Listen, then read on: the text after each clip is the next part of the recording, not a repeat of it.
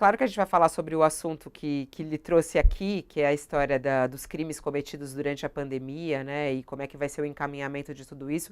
Mas antes gostaria uma opinião sua a respeito aí desses últimos depoimentos em relação à tentativa de golpe. O senhor que já falou sobre a gravidade disso, quanto isso até já foi tratado na CPI, né? Sobre o que estava acontecendo nos bastidores, a ABIN paralela, e agora esses detalhes que vieram à tona com a liberação dos depoimentos. Lula acabou de falar, chamou Bolsonaro de covardão. O senhor também entende por esse lado? Acha que Bolsonaro foi covarde? É um covardão? Eu acho que quem perde a eleição tem que respeitar as urnas e não usar de subterfúgio ou poder efêmero que as pessoas têm quando estão no cargo de presidente, governador, prefeito, para tentar mudar um resultado que a população já tinha decidido. Veja bem, tem muitos fatos aí. Eu não sei se você lembra, na CPI, essa alta cúpula do ministro da Defesa, Braga Neto, o ministro Garnier, era comandante da Marinha, Garnier, da Aeronáutica, o Paulo Sérgio, que era ministro do Exército, assinaram uma nota contra mim, quando eu, num dos depoimentos, que estava lá um oficial do Exército Brasileiro, eu disse, olha, eu tenho certeza que a grande maioria das Forças Armadas está muito envergonhado do que vocês estão fazendo no Brasil nesse momento. Naquele momento nós estávamos passando de pandemia, mas nós já falávamos sobre o gabinete paralelo, nós já falávamos sobre a interferência e obscura que tinha ali, e a viagem e veja bem, nenhum general e nem o comandante da aeronáutica, que já falaram sobre esse assunto, ficaram presos 10 segundos para poder delatar alguém. Diferente de outras delações que tiveram, que a pessoa passou 2, 3 anos ali sendo torturado dentro de uma prisão para falar aquilo que sabia ou não sabia, só para agradar aqueles que estavam investigando naquele momento. É um general 4 estrelas que falou, que inclusive disse que o presidente, na época, poderia ser dado ordem de prisão se ele tentasse fazer alguma coisa fora da Constituição. Né? E aquele que sempre disse que jogava nas 4 linhas, na verdade, nunca jogou nas 4 linhas. Né? Ele jogava da canela para baixo, da barriga para baixo. Então, chuta a canela e não tem problema nenhum, está tudo certo. E a gente está vendo, infelizmente, né, que houve sim uma tentativa de golpe, e isso, quando você diz que é uma covardia, e é a prática dele, porque ele se exime de tudo e joga a culpa para terceiros. Né? Não foi ele que levou as joias, não foi ele que mandou vender as joias, não foi ele que recebeu presente e tentou entrar escondido, não foi ele que falou isso, aquilo. Tudo isso, né, não, ele nunca participou de rachadinha nenhuma. Ele está acima do bem e do mal e muitas pessoas acreditam que ele está acima do bem e do mal. E ainda por cima, né, colocando entre ele como se fosse uma pessoa que respeitasse família, respeitasse a Constituição, a pátria e as pessoas. Ele não respeita ninguém. Já demonstrou isso várias vezes nas suas atitudes. Tanto é que ele foi indiciado na CPI em 9 diferentes crimes, que infelizmente foram todos engavetados pelo ex-procurador Aras. E agora, amanhã, nós iremos ter uma reunião com o Paulo Gonet, o Senador, novo. Oi, Josias. houve uma blindagem, né, do Bolsonaro, que agora não existe mais, blindagem política lá pelo Arthur Lira, que se absteve de colocar em votação pedidos de impeachment, e eh, uma blindagem da Procuradoria-Geral da República sobre o Aras, Uma que foi unidade escandalosa, é, institucional. institucional. O que eu queria saber, nesta visita que os senhores farão ao sucessor do Aras, o Paulo Gonet, já existe uma sinalização de quais processos podem ser desengavetados, mesmo aqueles que foram considerados inviáveis pelo Aras, que foram arquivados pelo Aras. Os senhores já têm uma noção, já receberam alguma sinalização de quais os que podem ser retirados da gaveta e podem caminhar? Não só em relação ao ex-presidente, mas em relação a Uhum. todos, porque são 80 pessoas indiciadas. Vamos lá, prevaricação. Bolsonaro prevaricou ou não prevaricou na pandemia? Prevaricou. Charlatanismo. Ele não fez charlatanismo em relação a remédios que não eram eficientes, eficazes. Epidemia com resultado de morte. Quantas vezes ele disse que para a pessoa não usar... Ele chegou a tirar a máscara de uma criança num evento no Rio Grande do Norte. Isso são imagens e falas dele que o culpam, e o Aras não viu nada disso. O outro dia você disse, foi o Tales que disse, mas você reconduzir o Aras. Nós reconduzimos o Aras pela porta da frente, e ele sai pela porta dos fundos da Procuradoria-Geral da República. Aí não sou eu, é ele. Ele fala uma coisa para a gente num debate, lá no Senado, depois age de outra forma. Infração a medidas sanitárias preventivas. Quantas vezes ele fez motocicletas em plena pandemia, não usava máscara, foi multado em alguns estados, né? O emprego irregular de verba pública, em relação a isso. Incitação ao crime. Quantas vezes ele citou o crime? Falsificação de documentos particulares. Aí está a vacina, uma delas, né? A carteira que ele nunca se vacinou. Violação de direito social, incompatibilidade com a dignidade, honra e decoro do cargo, crimes contra a humanidade, e não sou eu que estou dizendo isso aí. O Tribunal Penal de Roma já disse que ele cometeu um crime contra a humanidade. Isso aí é a lista de imputações que a CPI atribuiu ao Bolsonaro, né? Agora, o senhor tem a perspectiva, portanto, de que essa represa seja completamente aberta, que isso tudo, que o procurador ou não o procurador dê vazão a todos esses processos, é isso? Sou favorável.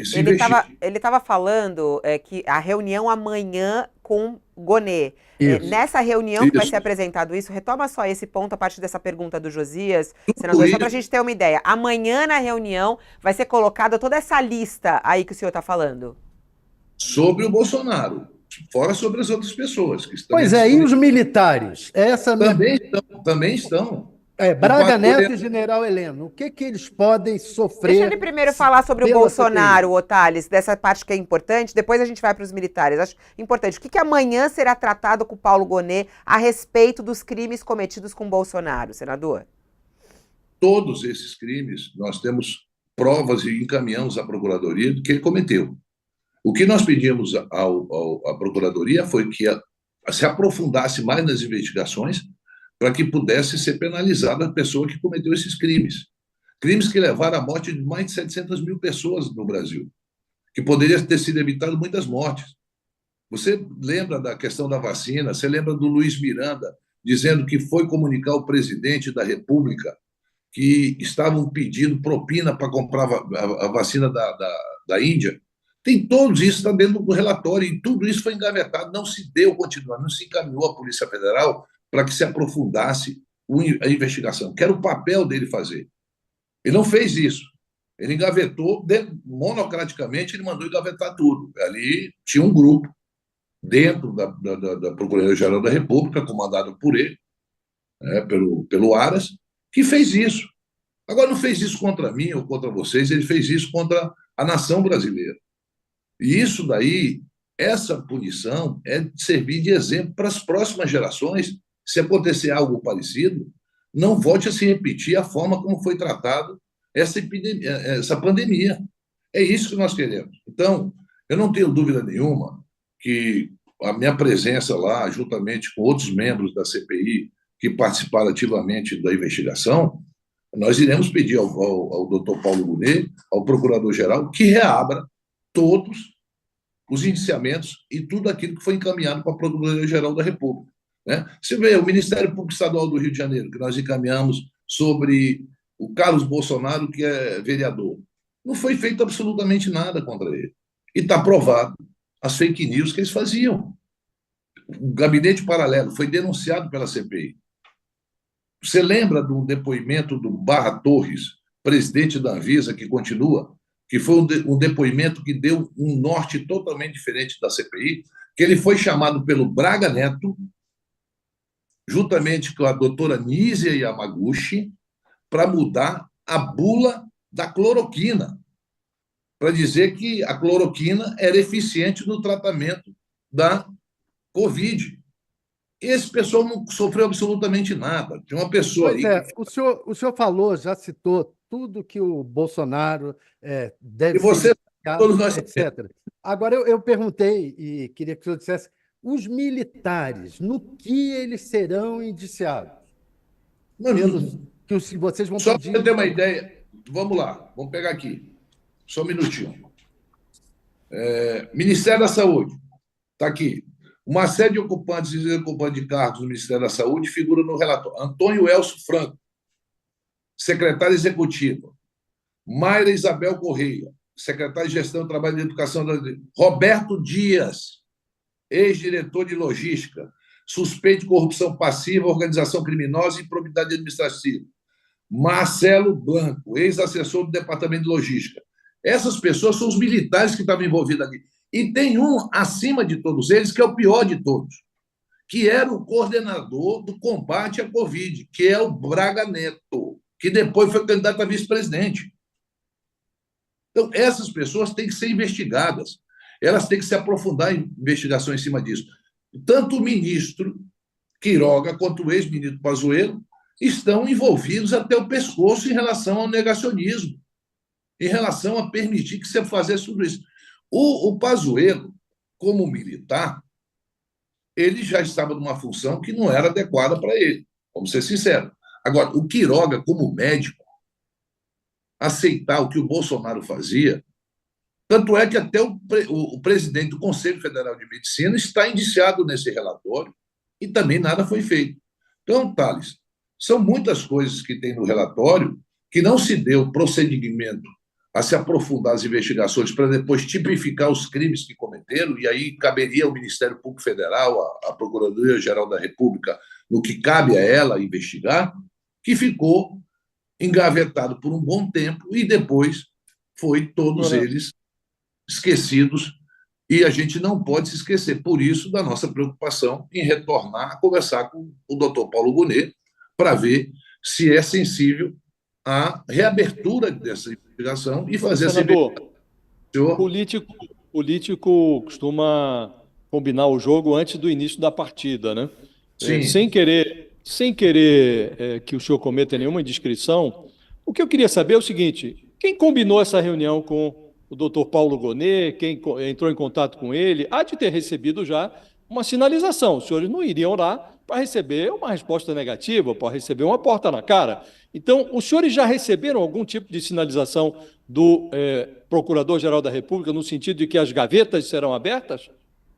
Bem, quem procurou primeiro foi o senador Randolph, que me comunicou que tinha marcado uma reunião para quarta-feira à noite, e eu disse que quarta-feira à noite eu já tinha um compromisso, não tinha como estar presente na reunião.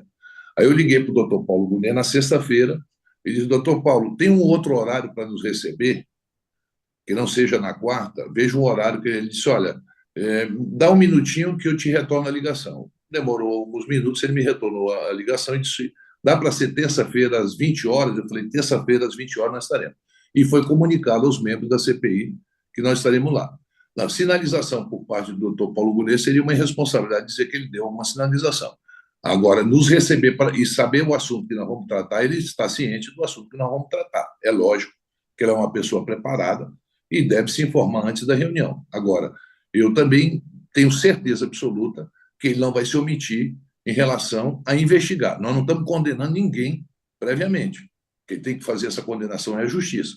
O que nós estamos pedindo é para que as investigações sejam feitas, se aprofundem as investigações, e aquelas pessoas que tiveram participação na compra da Devate, que inclusive hoje, eu estava lendo uma matéria, ela foi proibida de fazer qualquer negócio da VAT com o Brasil, e foi até multada. Aquela que ia vender aquelas vacinas que não existiam. Aquela questão daquele sargento lá de Minas Gerais, que pediram R$1, $1 por vacina para ser vendido, que já tinham até mandado dinheiro para a Malásia. Não sei se você lembra disso, que eles iam mandar o dinheiro para a Malásia. Eu esqueço o nome da forma como é feita essa transação financeira. Então, tudo isso, José, nós estamos pedindo para reabrir, nós não estamos pedindo condena A ou condena B. Nós queremos é que se aprofunde, para que, volto a repetir aquilo que eu disse no primeiro momento, para que futuramente, eu não estando aqui, você não estando aqui, nenhum outro gestor, nenhum outro presidente ouse se voltar contra a ciência para deixar as pessoas morrerem como morreram. E o senhor Brincar, acredita que será aberto? acredito, acredito. Eu não conversei com o doutor Paulo Gonet, até seria uma falta de respeito tratar essas coisas pelo telefone e pedir para reabrir. Nós vamos colocar, ele deve ter tido acesso já a esse relatório, tá certo? Nós vamos ponderar ele, que é importante para o Brasil, que isso sirva de exemplo. Se a E, gente não der exemplo, ora, nós vamos, olha só, em 1964, quando teve o golpe militar, nós não punimos ninguém. Tem gente pedindo anistia agora. De novo, se esses militares de 64 que fizeram aquela, perseguiram, prenderam, expulsaram brasileiros do país, tivessem sido punidos, nós não estaríamos passando por esse momento que nós quase passamos em 2022, final de 2022, quando o Bolsonaro fugiu do Brasil, esperando que desse uma de Jânio Quadros, né? Não, volta, como o Jânio renunciou, pensando que o povo ia para a rua pedir para ele voltar. Até hoje ele está esperando isso e não aconteceu. Então, essa questão, Otávio, ela é muito mais séria do ponto de vista de administração. Um presidente, ele dava cloroquina para a EMA lá do qual é Palácio a da Alvorada. punição, senador? Porque claro que vocês já analisaram bastante isso. Isso pode render até uma prisão para Bolsonaro pelos crimes cometidos durante a pandemia. Qual é a sua expectativa para punição para esses crimes? Olha, prevaricação, charlatanismo, epidemia com resultado de morte, infração a medidas sanitárias preventivas, emprego irregular de verba pública, incitação ao crime, falsificação de documentos particulares, crimes de responsabilidade, crimes contra a humanidade, nas modalidades de extermínio, perseguição e outros atos desumanos. Deixa eu dizer, eu não sei tipificar qual é a pena de cada um, mas com certeza absoluta é prisão. Tá. Senador, hoje o senhor está falando dos militares, né, que foram anistiados lá atrás, e mencionou também, num dado momento da conversa,